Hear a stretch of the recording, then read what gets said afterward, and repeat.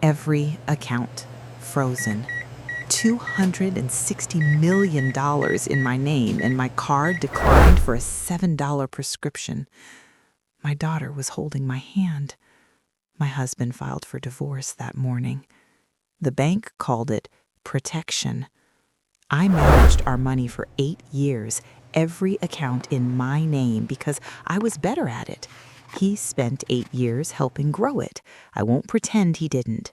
But when my lawyer pulled the records, the transfer started weeks before he filed. The freeze wasn't protecting our money, it was hiding that the money was already gone. It took me 8 days to find where the money went. 8 days to learn my marriage was an exit strategy. Everyone will have an opinion about whose money it was. None of you will be right. Neither was I. 8:30 on a Monday. I remember because I just made my daughter breakfast, scrambled eggs, the only thing she'll eat without a negotiation. The buzzer went. I wasn't expecting anyone. The man at the door didn't look at me.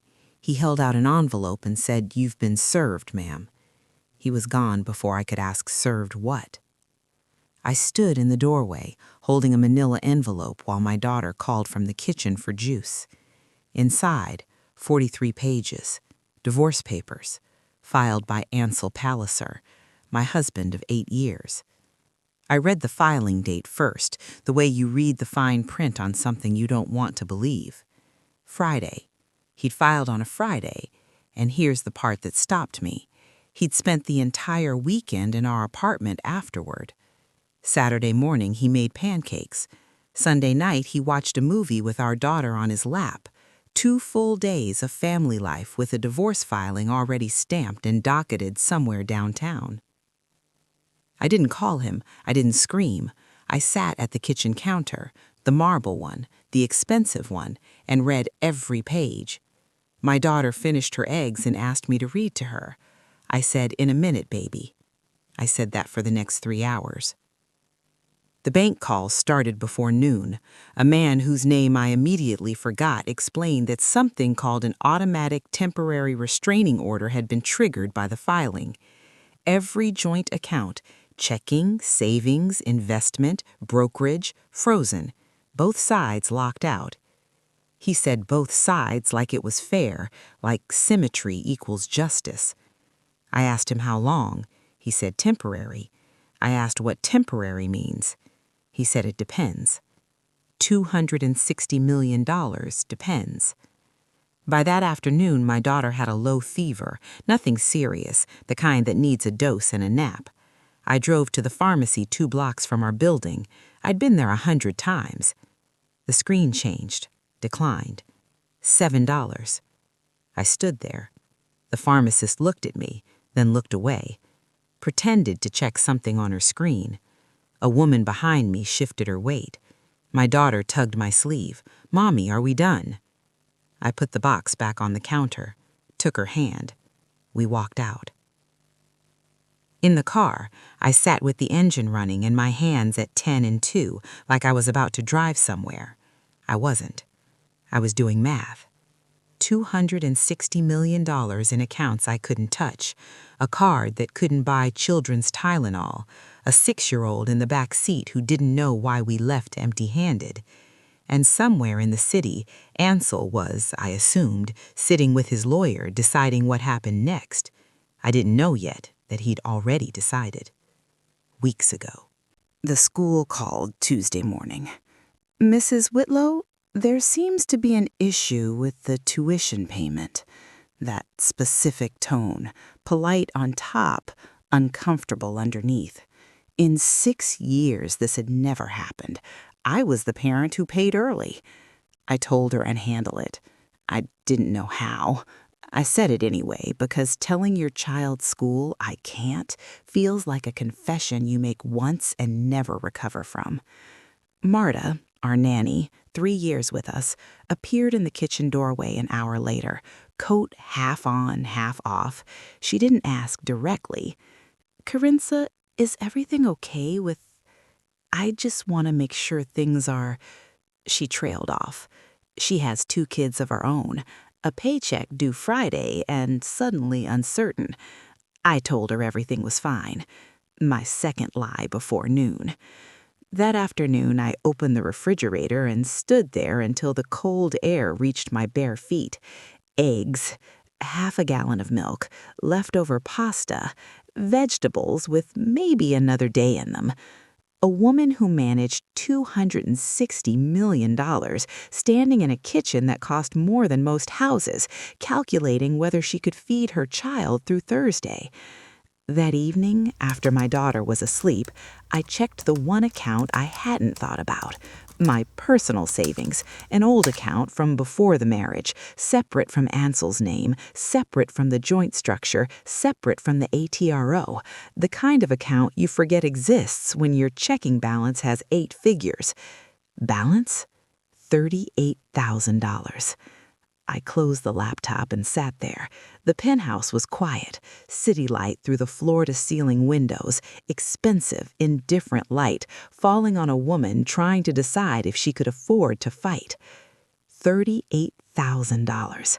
That's the distance between a woman worth $260 million and a woman who has to choose between a lawyer and food. I found Greer Trentham through a college friend, someone who'd survived her own high-net-worth divorce 3 years earlier. She gave me one name. Call Greer. Tell her everything. Wednesday morning, I'd pulled on a charcoal sweater and the same dark jeans I'd been wearing since Monday. Hair tied back, not polished, presentable, the best I could manage. Greer's office wasn't what I expected. I'd spent 8 years inside wealth, the penthouse, the marble, the art on every wall. Her office was clean, functional, legal library behind glass doors, a desk with 2 monitors, an amber lamp that made the room feel like someone worked here instead of performed here. She wore a dark olive blazer over cream silk, gold studs in her ears, no rings, no distractions, a woman who dressed for the judge, not the client. Greer Trentham, divorce litigation, forensic finance. I sat across from her and laid it out. Married 8 years, husband filed Friday, served Monday, every joint account frozen, $260 million in total assets. I have access to $38,000. I need a lawyer I can barely afford. She listened without writing anything down, asked 3 questions. The first 2 I expected, timeline of the marriage, structure of the accounts. The third one stopped me. When was the last time you personally reviewed a bank statement? I didn't answer right away, not because I didn't know, because the answer embarrassed me. Months, maybe longer. I managed our money, that was true. I was better at it than Ansel, also true, but managing and monitoring aren't the same thing. I'd built the architecture and stopped checking the walls. Because she wasn't asking about Ansel's crime, she was asking about mine, the negligence that made the crime possible. Greer quoted her standard retainer, $50,000. Then she paused, looked at her notes she hadn't written down, and said, 25. Not charity. I saw it in her face. She'd been reading our numbers the way someone reads a scan they already suspect is bad. The timeline confirmed it, in the gap between a Friday filing and a Monday serve. She wasn't lowering her rate, she was buying into the case. I wrote the check in her office, $25,000. My hand was steady, the math behind it was not. $13,000 remaining. Mortgage auto pay would fail next month. Insurance would lapse. School already unpaid. Nanny already worried. Greer said she'd file an emergency motion for transaction records by end of day. I nodded, drove home, sat in the car with the engine off. $13,000. 3, maybe 4 weeks before the entire domestic architecture, the apartment, the staff, the insurance, the school, collapsed. I'd just bet everything on a woman I'd known for 45 minutes who charged me half her rate because she thought my husband was hiding something. If she was wrong, I'd be broke inside a month with a divorce I couldn't afford to fight. If she was right, God help both of us. Greer called Thursday morning. Records came in. Come to my office. I drove across town with my hands tight on the wheel. $13,000 in my savings account, and a daughter I'd left with Marta, who I still couldn't pay, but who showed up anyway that morning without being asked. I didn't have time to think about what that meant. I filed it next to every other debt I was accumulating, not in money, but in the kind of kindness I couldn't afford to return. Greer had the conference table covered, printed pages, transaction records from every joint account, dates, amounts, destination codes. She'd organized them chronologically, left to right across the table, a timeline made of paper. She didn't look up when I sat down. She was running her finger along a column of dates, glasses on. That was how I knew she wasn't ready to talk to me yet. The glasses meant she was still in the numbers. When Greer's ready for a person, the glasses come off. Then they came off. These transfers, she pointed to the earliest entry on the left side of the table. This one started 10 weeks before the filing. 10 weeks. He'd been moving money out of our accounts for 10 weeks, while I cooked breakfast, while I signed permission slips, while I lay next to him in the dark and assumed the sound of his breathing meant we were fine. The amounts started small, 500,000 here, $1 million there, spaced irregularly, nothing that would trigger an automatic compliance flag, disguised as investment repositioning, the kind of thing that would look routine if you glanced at a statement, if you opened the statement. Greer traced the dates with her pen. Every transfer completed before the filing, every single one. The last one cleared 48 hours before he filed. 48 hours. He finished stealing on a Wednesday, he filed on a Friday, he served me on a Monday, and he spent Saturday night on our couch watching a movie with his daughter while $74 million sat in accounts I'd never heard of. Greer pulled off her glasses completely, set them on the table, looked me directly, that thing she does when the professional barrier needs to drop for a moment. He moved the money first, then he filed. The filing triggered the freeze, which locked you out of the records and the accounts. She let that land. The freeze wasn't protecting the money. It was protecting the fact that the money was already gone. I'd spent 4 days believing the freeze was procedure, standard, automatic. The bank said so. It's right there in the divorce filing protocol. And it was. That was the brilliance. The ATRO is automatic. He didn't have to ask for it. He just had to file, and the system did the rest. The system locked me out of the vault he already emptied. I remember sitting in that chair and pressing my palms flat on the table, holding on. Not because the room moved, because everything I believed about the last 10 weeks had just been replaced, and my hands needed to be touching something solid while my head caught up. That night, 10 weeks ago, I remembered it. The date Greer circled was a Thursday. I know because Ansel cooked that night. He did this thing, chicken parmesan, my recipe, but he'd add too much basil because he liked it that way. We argued about the basil, playfully. Then we watched something on the couch. I fell asleep first. When I woke, he was at his laptop at the dining table. I asked what he was doing. Just handling some accounts. That was the night, the first transfer. $500,000 moved while I was asleep on the couch with basil on my breath. Greer rebuilt it on a whiteboard, phase by phase, like she was teaching a class in how to dismantle a marriage. Phase 1, weeks 1 through 4, small transfers, 500,000, $1 million, never regular, never predictable, 12 million total, disguised as the kind of routine repositioning he'd been doing legitimately for 8 years. That was the camouflage. He'd built credibility with the banks for nearly a decade. When the transfers started, nobody questioned them because Ansel Palliser moving money between accounts wasn't unusual. It was his job. It was his contribution to our wealth. And here's the thing I couldn't say out loud in Greer's office, but I'll say to you now. The transfers were good. Technically, the routing was clean, the timing was precise, the amounts were calibrated to stay below automated compliance thresholds. He applied 8 years of investment expertise to stealing from his own marriage. The same skill set that grew our portfolio by $100 million was the skill set he used to empty it. And I can hate him for that, but I can't pretend he wasn't good at what he did. He was. That's why it worked. Phase 2, weeks 5 through 8, the amounts doubled. 2 million, 3, 4, 32 million total. Faster now, more urgent. He was racing toward a deadline, the filing date, his own filing date. Phase 3, weeks 9 and 10, the final batch, 3 to 5 million per transfer, 30 million in 2 weeks. He was finishing. Total moved 74 million of 82 million liquid.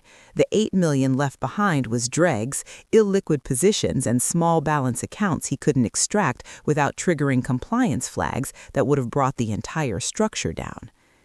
Greer circled back to the ATRO, drew a line from filing to freeze to locked accounts. Then she drew a second line from freeze to locked records. I hadn't seen the second line until she drew it. The freeze didn't just lock you out of the money, she said. It locked you out of the records, the transaction history you might have noticed, might have checked if the accounts were still active. He emptied the vault, then he locked the door. And the lock wasn't to keep someone out. It was to keep someone from looking inside and realizing the vault was empty. The gala. That's when it hit me. 4 weeks before the filing, a Saturday night, the Whitfield Foundation benefit, black tie, 700 donors, 3 auction items north of $50,000 each. Ansel came up behind me in the closet while I was choosing between 2 dresses, put his hands on my shoulders. You should go. You deserve a night out. Warm, attentive, the husband I married. I chose the emerald green one. I went alone. He said he'd stay with our daughter. I came home past midnight, happy. My feet hurt from the heels. I kissed him on the forehead. He was asleep on the couch. His laptop was closed on the coffee table. That was the night Phase 2 accelerated. $4 million were moved while I was drinking champagne and bidding on a painting I didn't need. He didn't stay home for our daughter. He stayed home for the transfers. He needed me visible, accounted for, out of the house and smiling so that if anyone ever asked what Corinza Whitlow was doing while $74 million was disappearing, she was at a gala in emerald green. Greer was watching me from across the table. She'd taken her glasses off again. She didn't need to. Where did the money land? I asked, because that was the only question that mattered now, not how he did it, but where it went. Intermediary accounts, Delaware entities, she said. I can see the routing, but the destination accounts are still unidentified. She tapped her pen against the whiteboard. I need names, and I need them fast. Friday morning, day 5. I was sitting in Greer's office when it happened. She'd cleared space for me at the conference table because at that point I was basically living there during business hours. My penthouse had become the place I slept and counted eggs. Greer's office was the place where things actually moved. She was at her desk, checking email. Routine, morning sweep. Then she stopped. I didn't see the email first. I saw her face. Something passed across it that I hadn't seen before. Not her discovery look, not the eyebrow. Something faster, closer to alarm. Corinza. My name. Not Mrs. Whitlow. That was the second sign. She turned the monitor toward me. One email, no sender name she recognized, no subject line, one attachment, a PDF. The body of the email contained a single line. These accounts are being staged for international wire to a non-cooperative jurisdiction. You have days, not weeks. Someone inside the banking system had broken ranks. Greer opened the attachment, a swift routing chain, the blueprint of how money moves between banks internationally. I didn't know what one was until that morning. It's the blueprint of how money moves between banks internationally. Every intermediary, every transfer timestamp, every stop along the way. $74 million mapped, routed through intermediary accounts in Delaware, then staged, sitting, waiting for 3 shell entities, 3 names I'd never heard.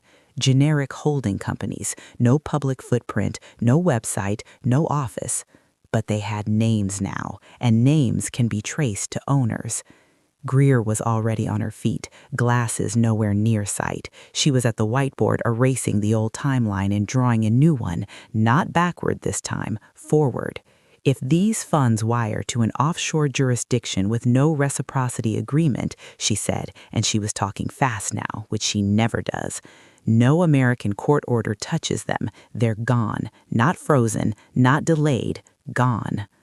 I stared at the routing chain on her screen. $74 million, sitting in 3 shell accounts like luggage at a gate, waiting for a flight to somewhere no judge could follow. How long? I asked. The email says days. I believe it. She capped the marker. We need to identify who owns these entities, we need to prove the connection to Ansel, and we need to file an emergency motion, and we need a hearing before those wires execute. 5 things. In days. Maybe less. I looked at the email one more time. No name, no signature, no return address that led anywhere. Someone inside a bank, a compliance officer, a risk analyst, someone whose job was to look at numbers all day, saw a pattern they couldn't unsee, and instead of filing a report that would take weeks to process through institutional channels, they sent an anonymous email to a divorce lawyer they'd never met. I'll never know who they are. I'll never be able to thank them. $74 million of my life was saved by a stranger who chose their conscience over their career, and I can't even buy them coffee. That's the part of wealth nobody tells you about. You can be worth $250 million and owe everything to someone who makes $60,000 a year and will never tell you their name. Greer was already drafting. Emergency motion, emergency relief, freeze all identified shell accounts, expand the ATRO to cover entities controlled by Ansel, compel disclosure of pending wire instructions. The investigation was over. The race had started. Friday afternoon. Greer's team pulled the Delaware LLC registrations for all 3 shell entities. Layers of nominee directors, names that meant nothing, addresses that led to registered agent offices, the kind of corporate structure that exists specifically to hide the person behind it. But FinCEN requires a beneficial owner declaration. You can bury yourself behind as many nominees as you want. Somewhere in the filing, your real name has to appear. Greer found it in the first entity, then the second, then the third. All 3 listed the same beneficial owner, Ansel Palliser. She turned the screen toward me. I looked at his name, typed in a government filing, black text on white background, his full legal name in a box that said beneficial owner, and I felt nothing. That's not true. I felt confirmed, which is worse because confirmation means part of me already knew, and that part had been sitting in my chest since Monday morning, waiting for the evidence to catch up to what my body already understood. Then Greer ran the numbers.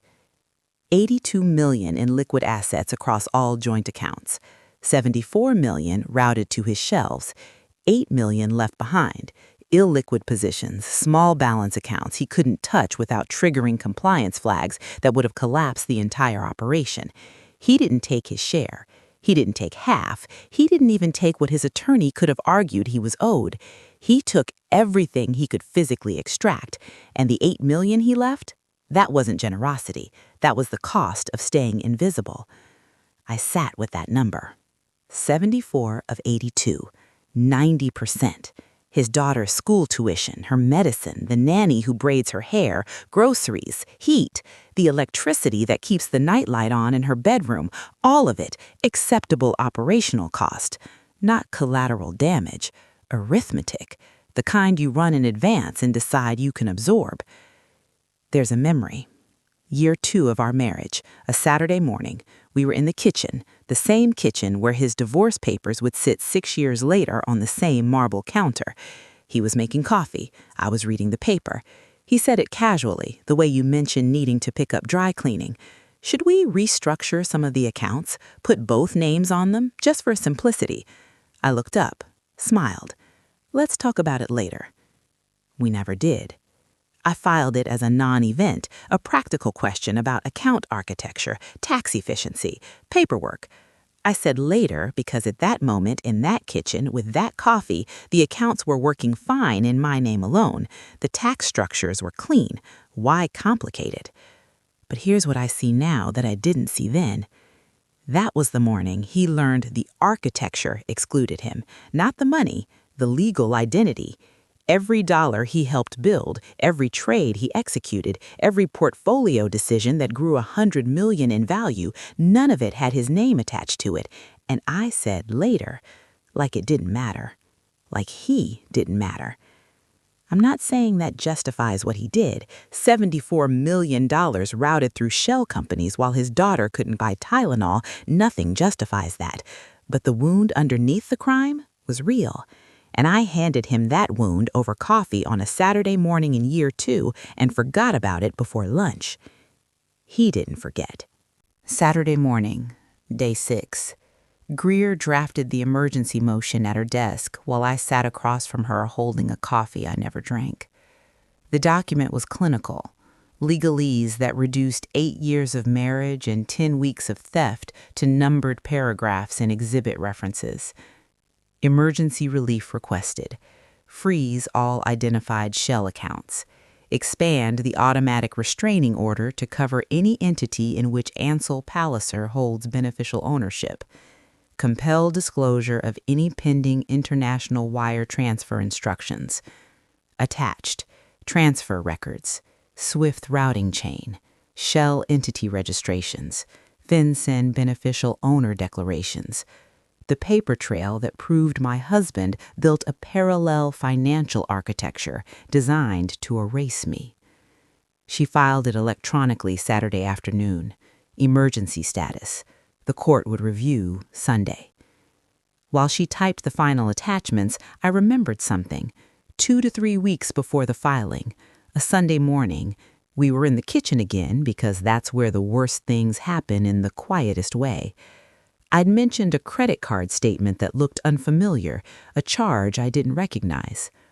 Ansel put his hand on my shoulder, not a squeeze, a resting, the weight of his palm on my shoulder through my sweater. Don't worry about the accounts. I'm taking care of everything. He smiled. I smiled back. We moved on with our Sunday.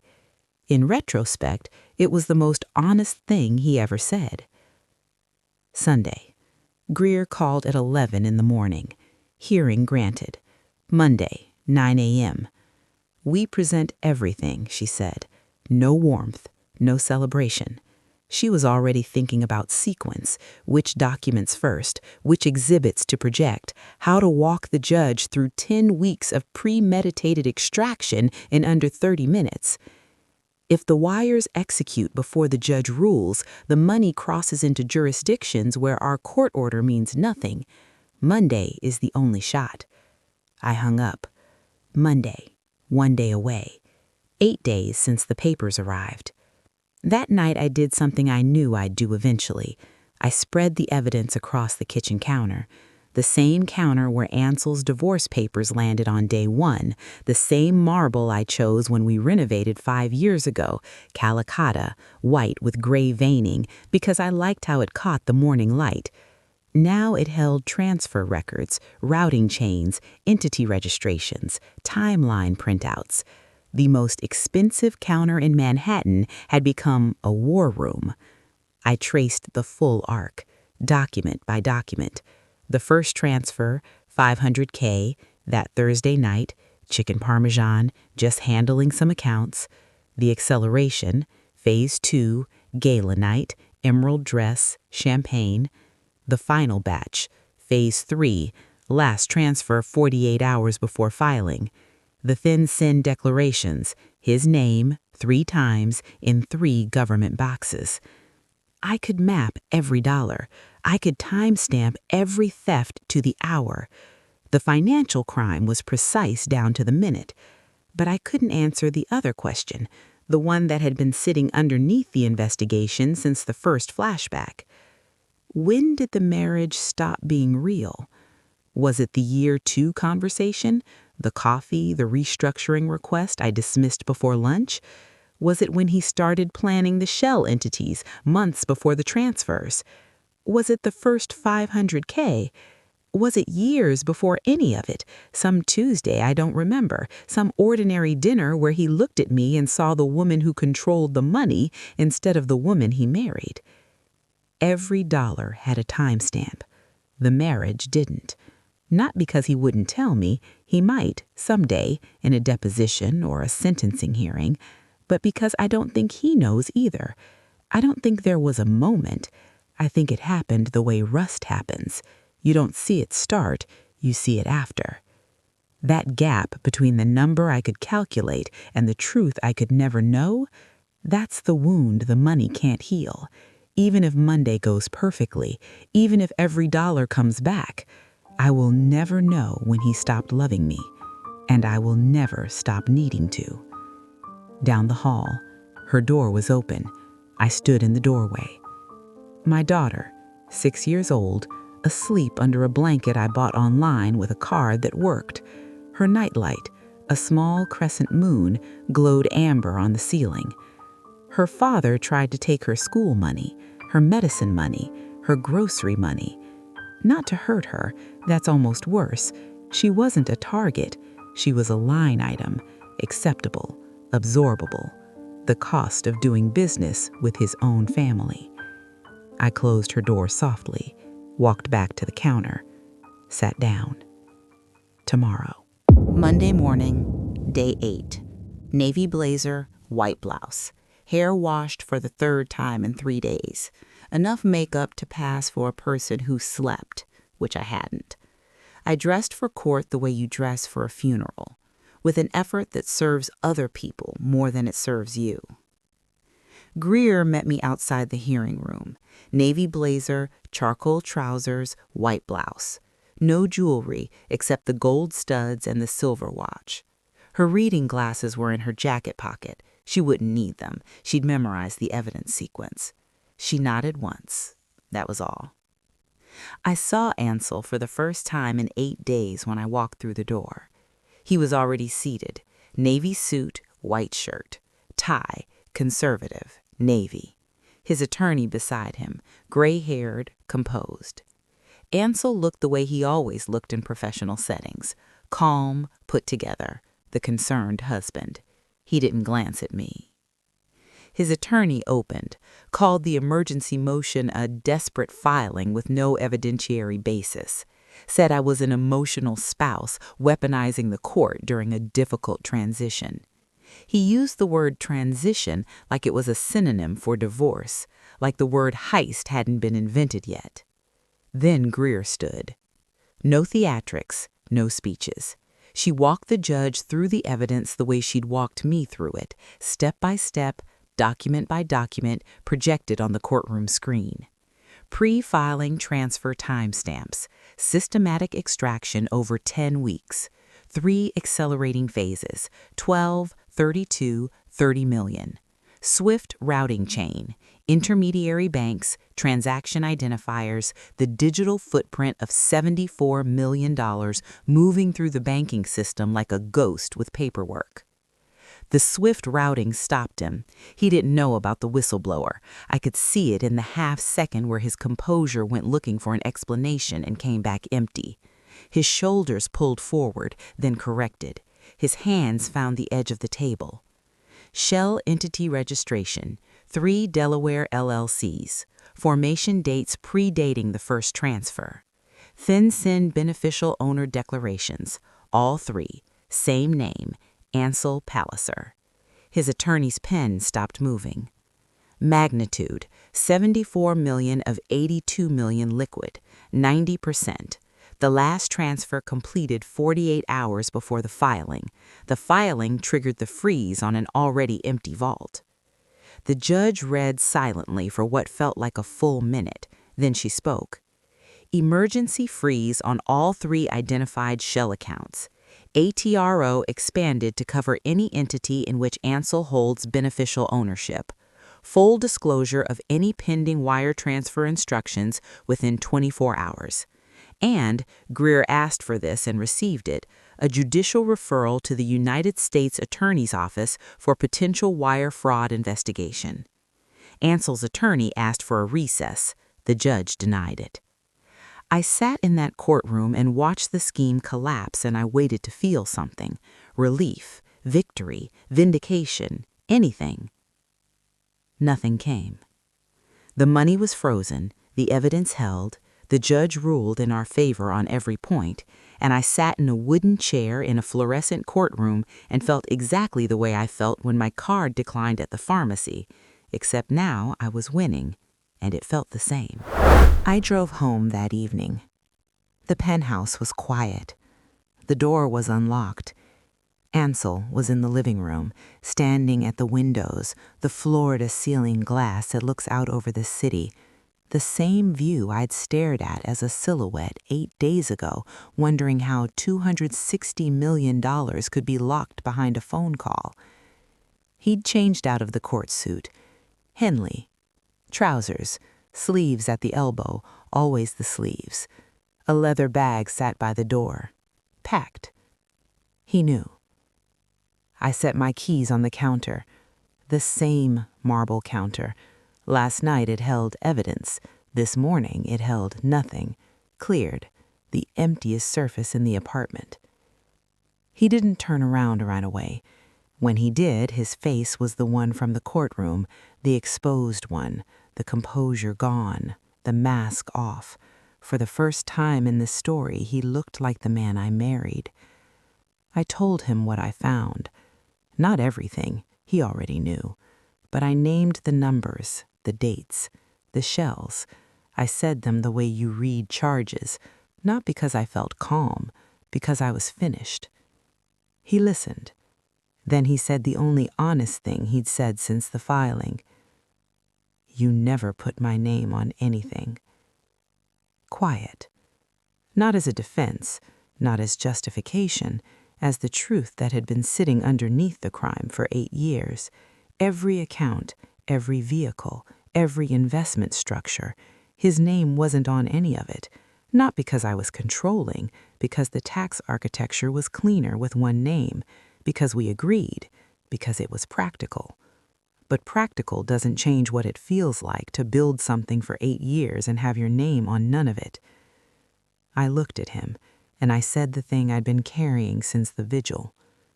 You had a case, Ansel. A real one. You could have fought for what you built. Any court would have heard you. Any mediator would have seen your contribution. But you didn't take your share. You took everything, 74 of 82. You would have left your daughter without grocery money, without medicine.